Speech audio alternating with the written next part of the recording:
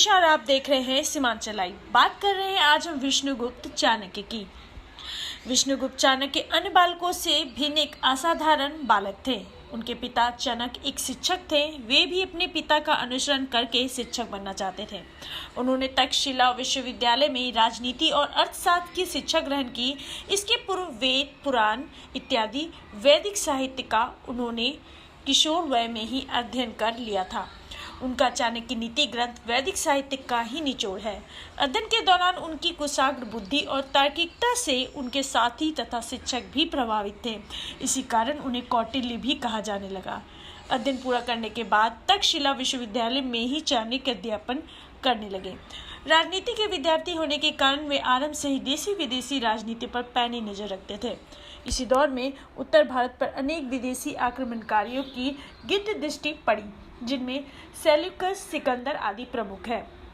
इधर चाणक्य के गृह राज्य एवं अड़ोस पड़ोस के हालात भी ठीक नहीं थे।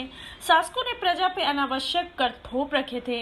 जनता उनके बोझ तले पिसी पड़ी थी। इन सब परिस्थितियों ने चाणक्य को विचलित कर दिया। वे भारतवर्ष को एकीकृत देखना चाहते थे, इसलिए उन्होंने तक्षशिला में अध्यापन कार्य छोड़ दिया और राज सेवा का व्रत लेकर पाटलिपुत्र आ गए।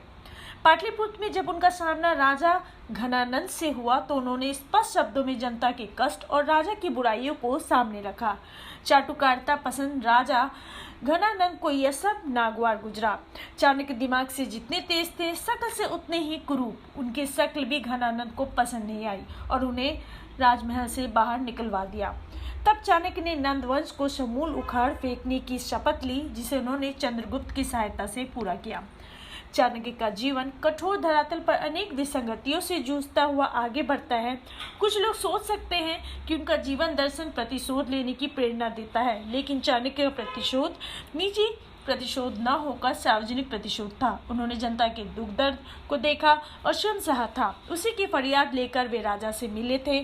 घनानंद चूंकि प्रजा का हितैषी नहीं था, इसलिए चाणक्य ने उसे खत्म करने का प्रण किया।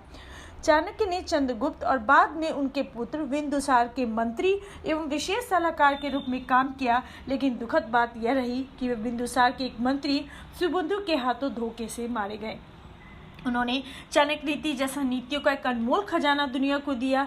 यह खजाना पाठकों की सेवा में अर्पित है। आशा है इसे पढ़कर आप भी अवश्य आनंदित